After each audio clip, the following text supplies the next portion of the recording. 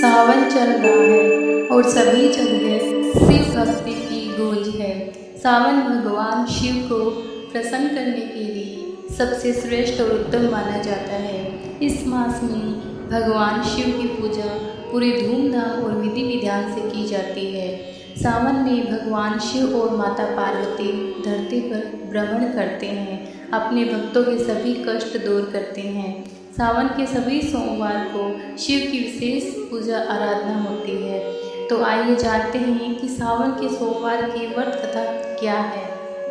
एक नगर में एक बहुत धनवान साहूकार रहता था, परंतु उसके निसंतान होने का बहुत बड़ा दुख था। वह हमेशा इसी चिंता में रहता था। पुत्र प्राप्ति के लिए वह प्रत्येक सोमवार को शिव का व्रत करता था और पूजन भी किया करता था। जिसकी भक्ति भाव को देखकर माता पार्वती ने शिव जी से कहा कि यह साहूकार आपका बहुत बड़ा भक्त है।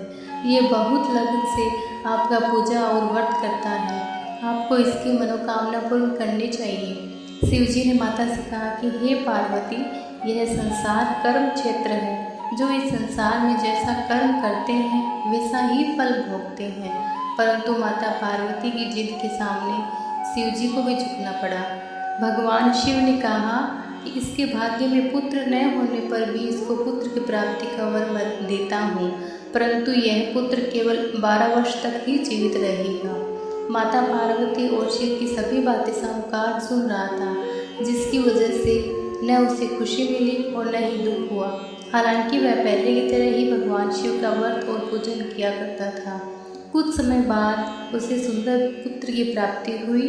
साहूकार के घर में खुशियाँ जा रही थी, पर उसे कोई प्रसन्नता नहीं थी। जब वह लड़का 11 साल का हो गया तो उसने पढ़ने के लिए पुत्र को काशी भेज दिया।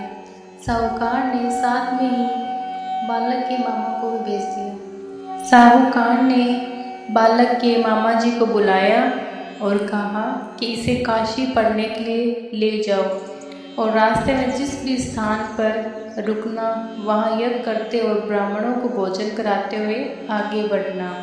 उन्होंने भी इसी तरह करते हुए जा रहे थे कि रास्ते में एक राजकुमारी का विवाह था। जिससे उसका विवाह होना था वह एक आंख से काना था। तो उसके पिता ने जब अति सुंदर साहूकार के बेटे को देखा तो उनके मन में आया कि क्यों न इसे ही घोड़े पर बैठाकर साथी के सारे कार्य संपन्न करा दिए जाए। तो उन्होंने मामा से बात की और कहा कि इसके बदले वह अथाह धन देंगे और वह भी राजी हो गए। इसके बाद साहूकार का बेटा विवाह की बेदी पर बैठा और जब विवाह कार्य संपन्न हो गए तो जाने से पहले उसने राजकुमारी की चुनरी के पल्ले पर लिखा कि तेरा विवाह तो मेरे साथ हुआ, लेकिन जिस राजकुमार के साथ भेजेंगे वह तो एक आंख से काना है। इसके बाद वह अपने मामा के साथ काशी कर चला गया। उधर जब राजकुमार ने अपनी चुनरी पर यह लिखा पाया तो उसने राजकुमार के साथ जाने से मना कर दिया और राजा ने भी अपनी पुत्री को बारात के साथ विदा न किया। बारात वापस लौट गई। उधर मामा और भांजे काशी पहुंच गए थे। एक दिन जब मामा ने यज्ञ रचा रखा था और भांजा बहुत देर तक बाहर नहीं आया तो मामा ने अंदर जाकर देखा तो भांजे के प्राण निकल चुके थे। वह बहुत परेशान हुए, लेकिन सोचा कि अभी रोना पीटना मचाए तो ब्राह्मण चले जाएंगे और यज्ञ का कार्य अधूरा रह जाएगा। जब यज्ञ संपन्न हुआ तो मामा ने रोना पीटना शुरू किया। उसी समय शिव पार्वती उधर से जा रहे थे तो माता पार्वती ने शिव जी से पूछा कि हे प्रभु, ये कौन रो रहा है।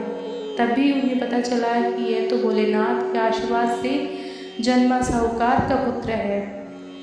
तब माता पार्वती कहती है कि हे स्वामी, इसे जीवित कर दे, अन्यथा रोते रोते इसके माता पिता के प्राण निकल जाएंगे। तब भोलेनाथ ने कहा कि हे पार्वती, इसकी आयु इतनी थी सो वह भोग चुका है। लेकिन माँ के बार बार आग्रह करने पर भोलेनाथ ने इसे जीवित कर दिया। लड़का ओम नमः शिवाय करते हुए जी उठा और मामा भांजे दोनों ईश्वर को धन्यवाद दिया और अपनी नगरी को लौटे। रास्ते में वही नगर पड़ा और राजकुमारी ने पहचान लिया। तब राजा ने राजकुमारी को साहूकार के बेटे के साथ बहुत सारे धन दाने से विदा किया।